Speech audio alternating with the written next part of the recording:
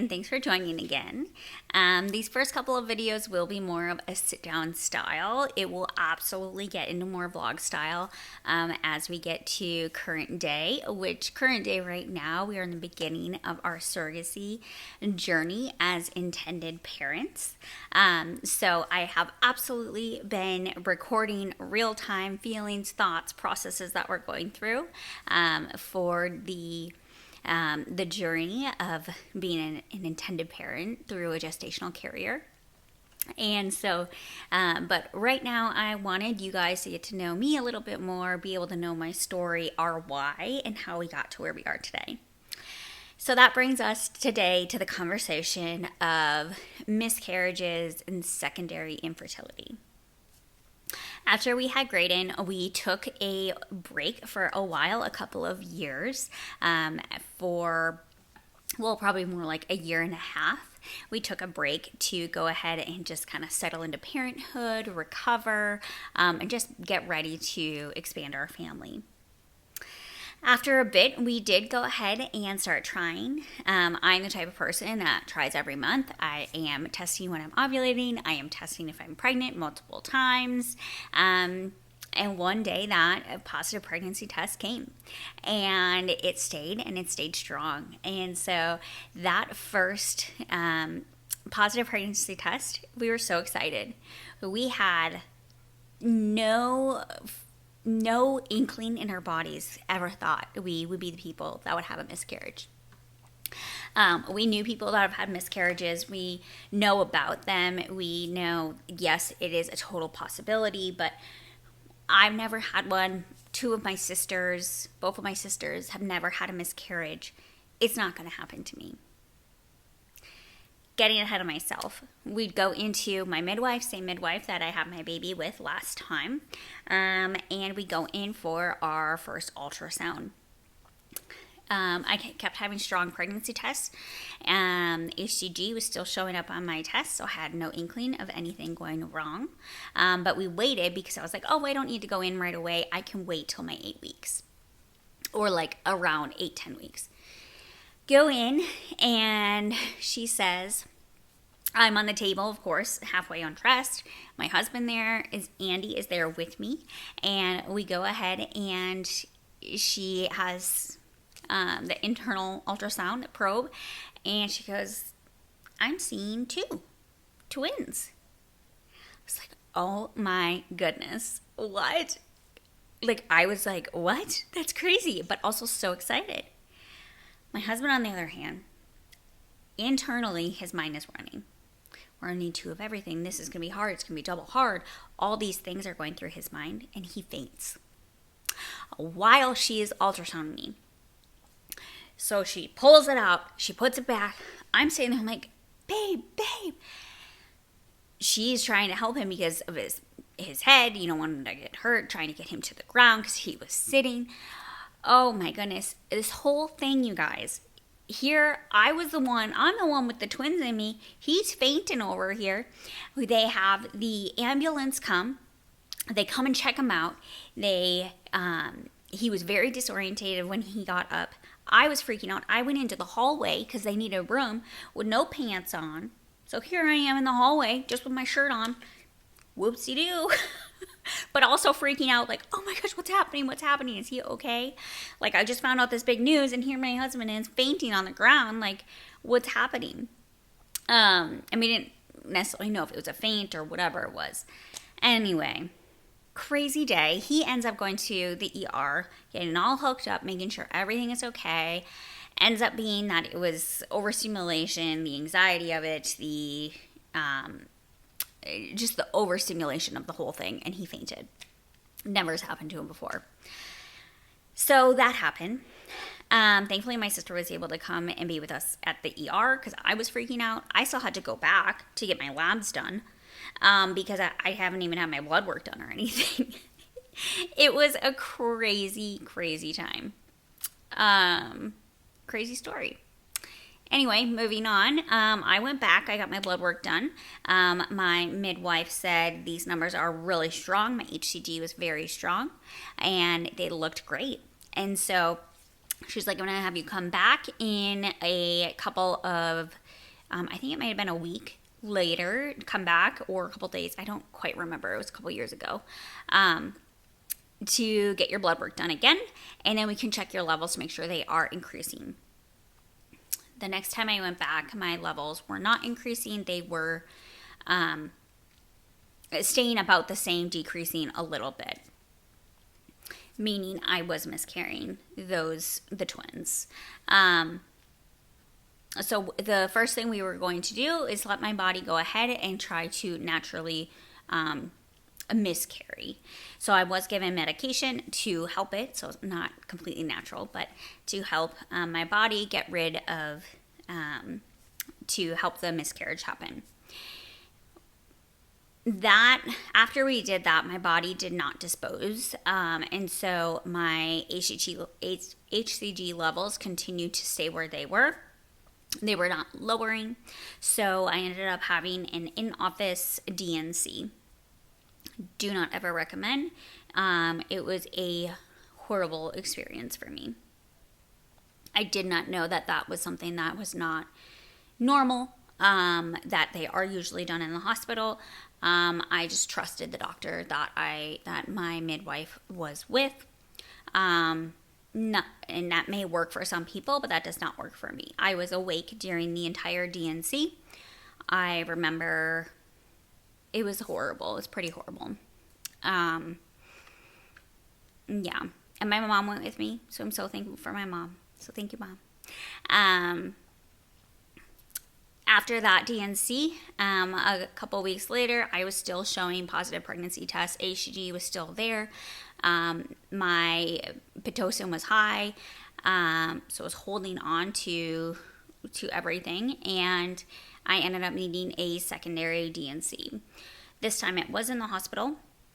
So I was able to go into the hospital, and that doctor was able to do a secondary DNC to go ahead and completely clean out my uterus so that I could move on. The time was very hard for me. It was very drawn out, which was extremely hard on me. The fact that it was weeks upon weeks not knowing what's next, let alone just processing that I'm no longer pregnant with these twins, was extremely hard. Moving on,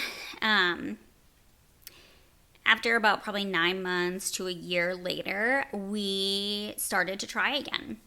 We started to try again for another baby. We thought, hey, we had one miscarriage. It's pretty rare to have two back-to-back miscarriages, so let's go ahead and try to get pregnant again. Lo and behold, we got pregnant.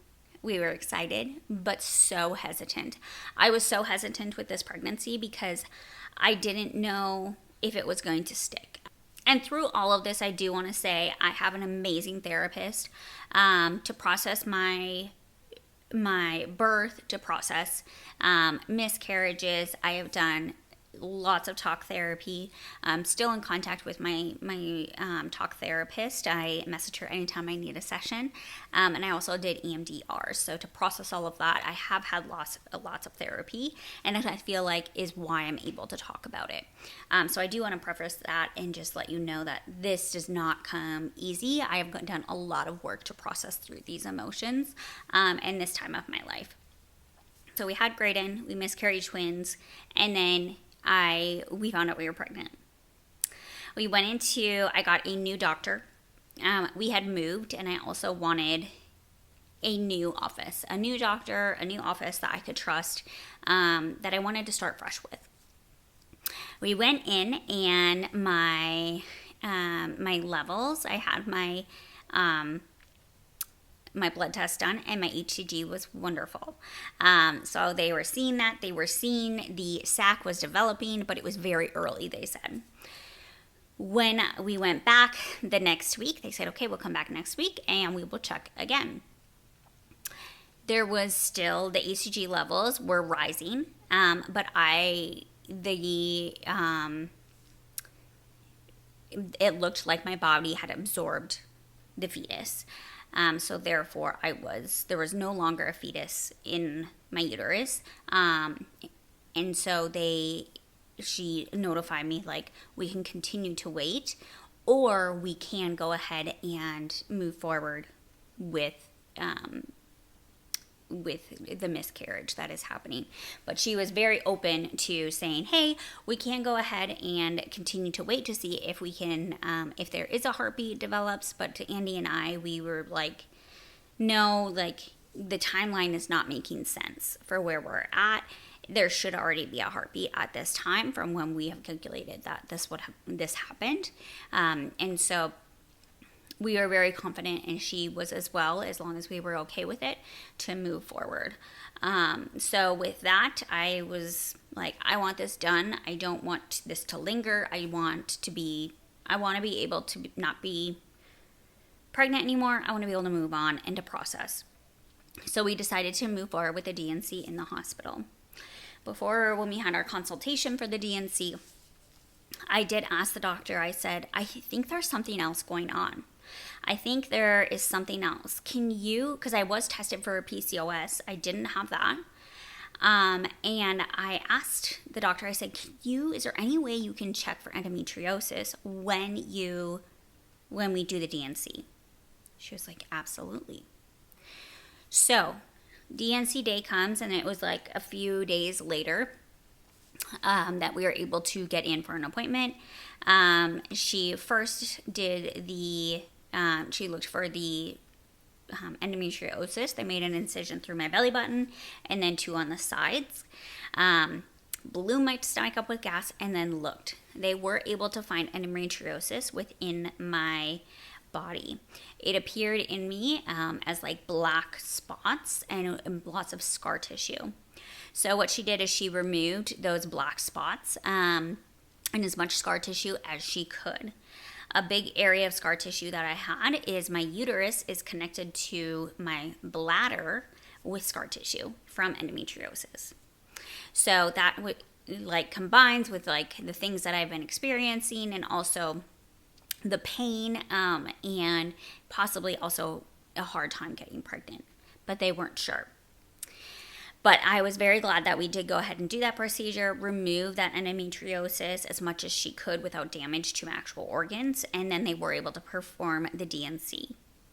The recovery of that D&C and that entire procedure was a million times easier than my previous. I owe that to my doctor. I owe that to being educated and knowing more about the process as well. So if you do come across this video, if you are going through this process, please educate yourself, ask questions, make sure that you are in communication with your doctor, knowing everything that's going to be happening and making sure that you're comfortable through it. Once I recovered and everything from that surgery, I did go back in and we reviewed all of my results from the endometriosis removal. So Andy and I went into the office to go ahead and discuss with her. She said, because of this and also your reoccurring miscarriages, we do recommend going to a fertility specialist. I am so entirely grateful for her and for recommending us to go to a fertility specialist, because many times doctors wait too long to recommend it. I even thought, am I someone that needs to go to a fertility specialist? I've only had 2. I'm 33. Like, I've only had 2 miscarriages. I'm 33. Am I someone they want to see? Am I valid enough to have that? And absolutely, I am. And I just didn't know it. So we went to the fertility specialist and we created an appointment once we healed. It was probably about 5 months later when we actually made an appointment to speak with a fertility specialist, just to understand and to learn more about the process, their company, things that they can look for, what they may think is going on, things that they can test for and such. Now, we didn't get to the point of seeing a fertility specialist without all of this happening. A lot of unfortunate and really hard things happened in our life, like losing and miscarrying those babies. And that was really hard on me. Really hard on me, hard on the family. If it's hard on me, it impacts those around me as well. I love those babies. Those babies are mine, and I will see them one day in heaven. I know I will. But this is my miscarriage story. I had 2 miscarriages before we went to speak to a fertility specialist, which I will dive into in our next video. If you have had a miscarriage or you are experiencing infertility, know that my heart is with you. It is not easy. It is hard. It is hard in every way. It's hard mentally. It's hard even socially, being around those who are pregnant or who have children at times. It's hard in so many ways in your relationships as well. Know that I'm with you. I love you. And I'm praying for you. All right, I'll see you in my next video. Bye.